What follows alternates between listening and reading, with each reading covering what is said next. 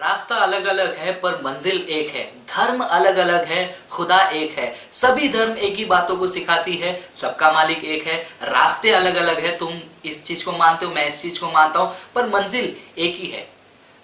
ये बयान मैं आशा करता हूं आप कई बार सुने रहेंगे लोगों के मुंह से जब भी आप उनको यीशु मसीह का सुसमाचार देने जाते हैं। तो क्या वाकई में ये सच है कि रास्ते अलग अलग हैं, धर्म अलग अलग है, खुदा एक है और मंजिल भी एक है? जी बिल्कुल नहीं। मैं अपने जवाब को 3 भागों में पेश करना चाहूंगा ताकि आपको समझने में आसानी हो। सबसे पहला, लोग ऐसा क्यों कहते हैं, ये बयान को क्यों करते हैं। दूसरा, अगर ये बयान सच है, सही है, तो उससे जुड़े कुछ अहम सवाल का जवाब भी हमें पता होना चाहिए। तीसरा, क्या वाकई में ये सच है।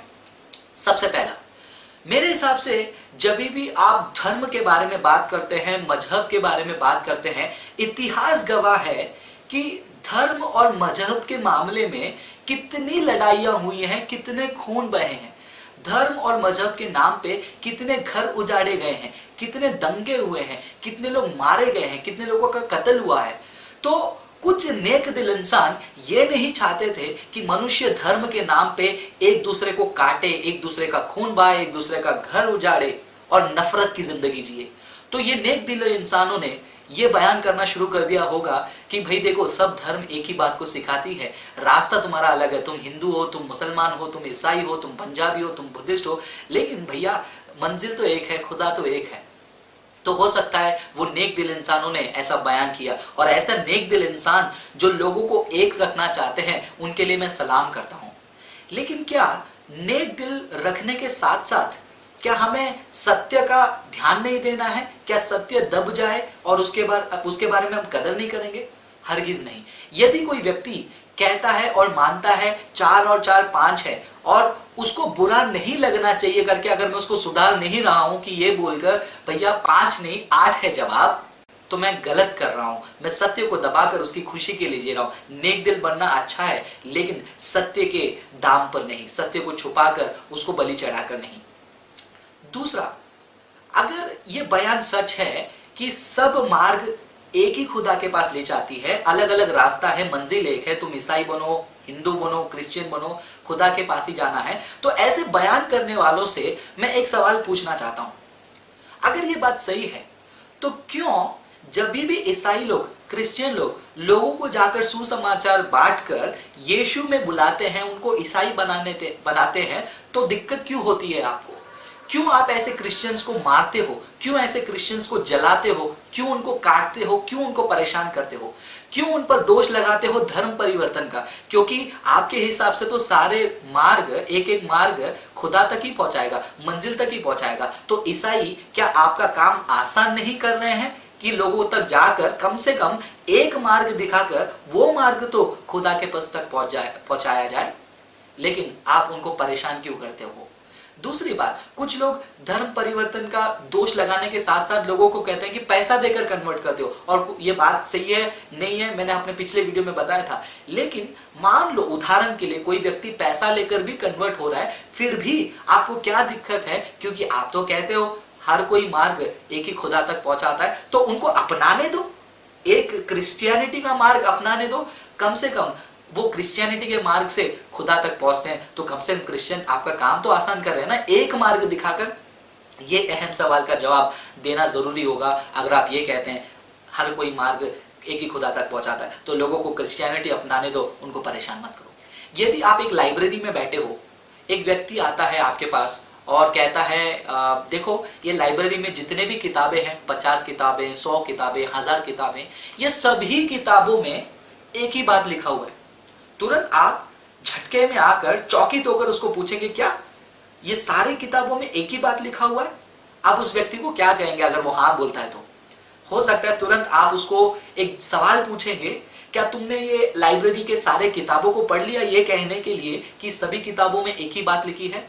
वैसे ही दोस्तों, वो व्यक्ति को मैं ये सवाल पूछना चाहूंगा जो ये बयान करते हैं, उनको ये सवाल पूछना चाहूंगा, क्या आपने सभी धर्मों को स्टडी कर लिया है? सभी धर्मों को आपने जांच लिया है, पढ़ लिया है, ये कहने के लिए सब मार्ग एक ही खुदा के पास ले चलता है और मंजिल भी एक है?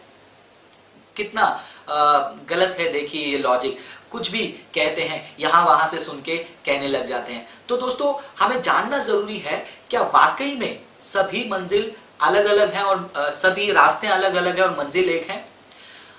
अब इस जवाब को पेश करने के लिए हम इस दुनिया के 5 मुख्य धर्म को जांच कर देखेंगे। सबसे पहला हम देखेंगे हिंदुइज्म के बारे में, फिर हम देखेंगे बुद्धिज्म के बारे में, फिर इस्लाम के बारे में देखेंगे, फिर हम क्रिश्चियनिटी के बारे में देखेंगे।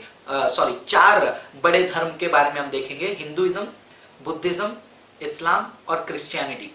जब आप हिंदुइज्म के बारे में बात करते हैं, हिंदुइज्म में दुनिया का सृष्टि, मनुष्य का मोक्ष, संसारा, ये अलग अलग कहानियां हैं।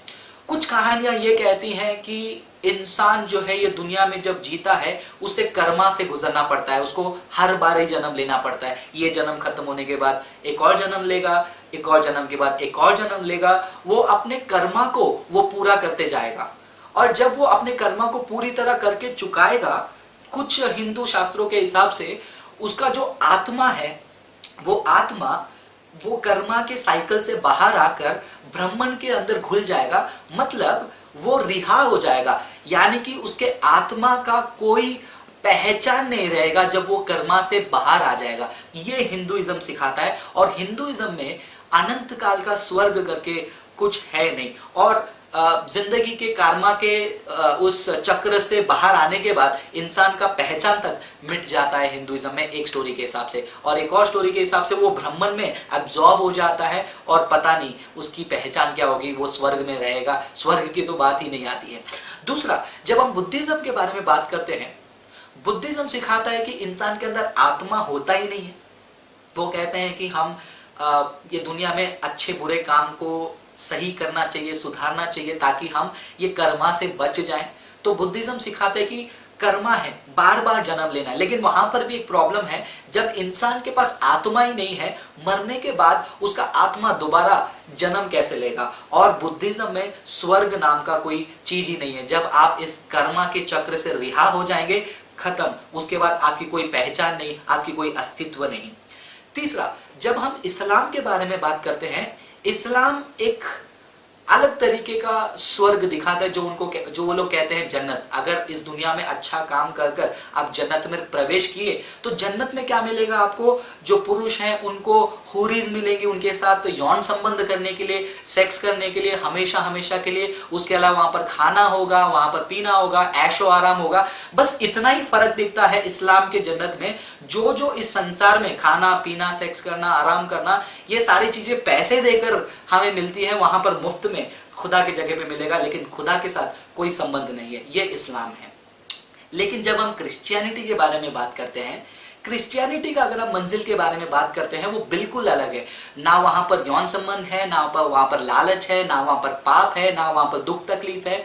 वहां पर देखिए, केवल और केवल मनुष्य परमेश्वर के उस पवित्र रिश्ते को एंजॉय करेगा। उस पवित्र रिश्ते के अंदर वो अपने खुशी को वो बढ़ाएगा। और हमें बाइबल में ये भी पढ़ने को मिलता है कि जब हम स्वर्ग में जाएंगे, हम खुदा के साथ ही, खुदा कौन है, खुदा कैसा है, ये जानने में, देखिए दोस्तों, ये इंसान का तहे दिल का तड़प होता है।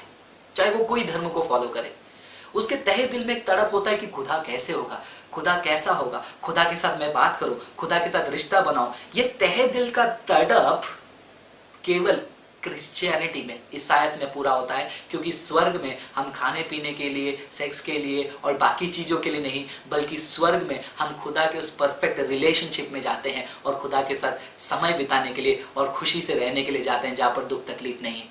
हिंदुइज्म के बारे में बात करेंगे, वहां पर स्वर्ग नहीं है, खुदा के साथ कोई संबंध आपका नहीं है। बुद्धिज्म के बारे में बात करेंगे, वहां पर आपके कर्मा चक्र के बाहर जाने के बाद आपका अस्तित्व नहीं है, स्वर्ग नहीं है, खुदा नहीं है। इस्लाम के बारे में बात करेंगे, दुनिया का 5 स्टार लग्जरी जीवन वहां पर मुफ्त में मिलेगा, लेकिन खुदा के साथ कोई संबंध नहीं है। लेकिन इंसान के तहे दिल के तड़प को पूरा करने वाला, खुदा के साथ रिश्ता बनाने वाला जो कार्य है, वो आपको ईसाईयत के, क्रिश्चियनिटी के जन्नत में मिलेगा। तो देखिए दोस्तों, अगर आप हिंदुइज्म का रास्ता लेते हैं तो कोई और आपका मंजिल है, अगर आप बुद्धिज्म का रास्ता लेते हैं तो कोई और जगह पे आपका मंजिल है, अगर आप इस्लाम का रास्ता लेते हैं मंजिल कहीं और है, अगर आप ईसाईयत का रास्ता लेते हैं तो मंजिल कहीं और है। और ये कहना बिल्कुल गलत है अलग अलग धर्म है मंजिल है। कि आप देख रहे हैं कि अलग अलग धर्म भी नहीं है, अलग अलग मार्ग ही नहीं है, बल्कि उसके साथ साथ मंजिल तक अलग है। ये हमको जानना बहुत जरूरी है। तो मैं आशा करता हूं आपका ये जो सवाल है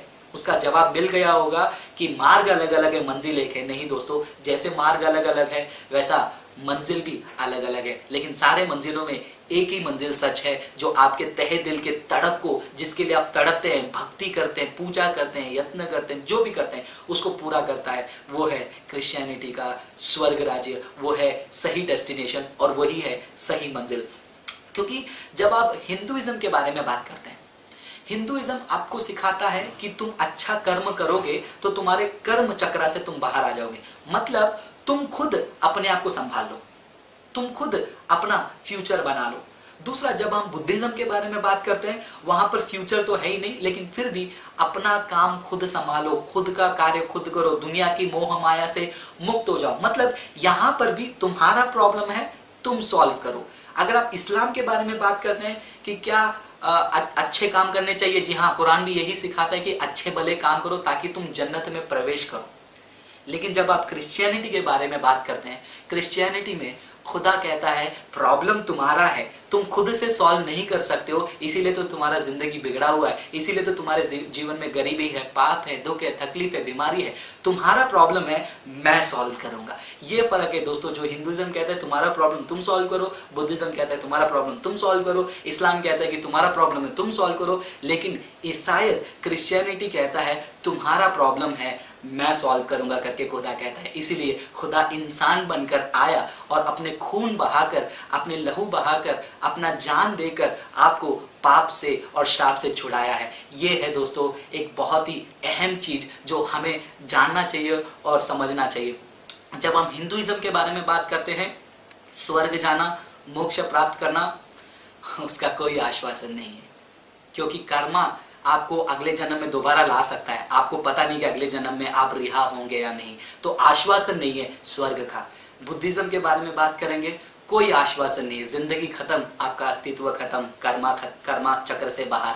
इस्लाम के बारे में बात करेंगे, क्या जन्नत आपको वाकई में मिलेगा, उसका भी आश्वासन नहीं है, क्योंकि हमारे मुसलमान दोस्त कहते हैं इंशाअल्लाह, क्योंकि कुरान में आपको स्वर्ग का आश्वासन नहीं है।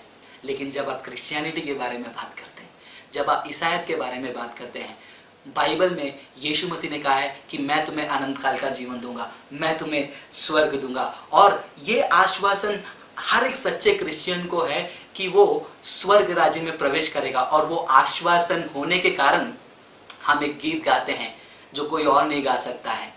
नीले आसमां के पार जाएंगे, मेरा यीशु रहता वहां। नीले आसमां के पार जाएंगे, मेरा यीशु रहता वहां। हम मिलेंगे बादलों पर, हम मिलेंगे बादलों पर, देखेगा सारा जहां। हाँ दोस्तों, ईसाईयत में आपको ये आश्वासन मिलता है कि हाँ, हम जाएंगे नीले आसमान के पार यीशु को मिलने और यीशु के साथ रहने। और वो गीत को लगातार गा के देखिए, उसका वादा कभी अधूरा नहीं होता है, वो पूरा होगा। उसने कहा मैं आऊंगा तुम्हें लेने स्वर्ग राज्य में पहुंचाने के लिए, और वो वादा वो जरूर पूरा करेगा। यीशु आपको लेने जरूर आएगा। तो दोस्तों, क्या वाकई में सभी रास्ते अलग अलग और मंजिल एक है? एक तरीके से सही है, एक तरीके से सही है, क्योंकि आप कोई भी धर्म अपना लो, लेकिन आपको न्याय के सिंहासन में जाके, सिंहासन के सामने खड़े रहना है। तो एक तरीके से रास्ते अलग अलग हैं, जाने का जगह एक है कि आपको खुदा के सिंहासन के सामने खड़ा रहना है जवाब देने के लिए। लेकिन मंजिल जो है वो आपको ईसाईयत में आश्वासन के साथ यीशु देते हैं कि तुम मेरे साथ स्वर्ग राज्य में प्रवेश करोगे करके। हाँ दोस्तों, अगर आप इस यीशु मसीह को स्वीकार करना चाहते हैं, अगर आप चाहते हैं कि यीशु मसीह आपकी जिंदगी को बदले, इसको धर्म के रूप में नहीं, मन परिवर्तन के रूप में देखो और स्वर्ग के आश्वासन के रूप में देखो। यदि आप यीशु को स्वीकार करना चाहते हैं, छोटा सा प्रार्थना कीजिए, कहिए कि खुदा यीशु, मैं स्वीकार करता हूं कि मैं पापी हूं, मैं खुद अपने आप को बचा नहीं सकता, मेरा कर्म मुझे सुधार नहीं सकता है। मैं चाहता हूं कि आप मेरे लिए सहायक बने, मेरा उद्धारकर्ता बने। आपने मेरे कर्मा को चुका दिया है, आपके लहू को मैं स्वीकार करता हूँ, आपको मेरा सृष्टिकर्ता स्वीकार करता हूँ। आइए मेरे जिंदगी में, मेरे जिंदगी का कंट्रोल लीजिए। मैं आपको, आपके चरणों में मेरे जिंदगी को सौंपता हूँ। अगर ये प्रार्थना आपने यीशु मसीह के नाम से किया है तो यीशु मसीह आपके दिल के द्वार पे खड़े खटखटा रहे थे इतने दिन, अब अंदर प्रवेश करेंगे और आपकी जिंदगी को बदल देंगे। तो क्या सभी मार्ग अलग अलग मार्ग मंजिल एक है? नहीं। जवाब आपने सुन लिया है। प्रार्थना के साथ सीखिए और दूसरों के साथ शेयर कीजिए, हमारे सेवा के लिए प्रार्थना कीजिए। प्रभु आप सभी को आशीष करे और हाँ, गाते रहिए, नीले आसमां के पार जाएंगे। God bless you. प्रभु आपको आशीष करे। उसका कोई भी वादा न होता अधूरा, हर एक वादा उसका होता है पूरा। उसका कोई भी वादा न होता अधूरा, हर एक वादा उसका होता है पूरा। उसका कोई भी वादा, उसके आने का वादा भी पूरा होगा, देखेगा सारा जहां। उसके आने का वादा भी पूरा होगा, देखेगा सारा जहां। हम मिलेंगे बादलों पर, हम मिलेंगे बादलों पर, देखेगा सारा जहां।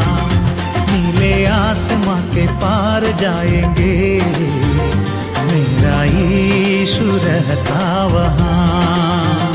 नीले आसमां के पार जाएंगे, मेरा यीशु रहता वहाँ।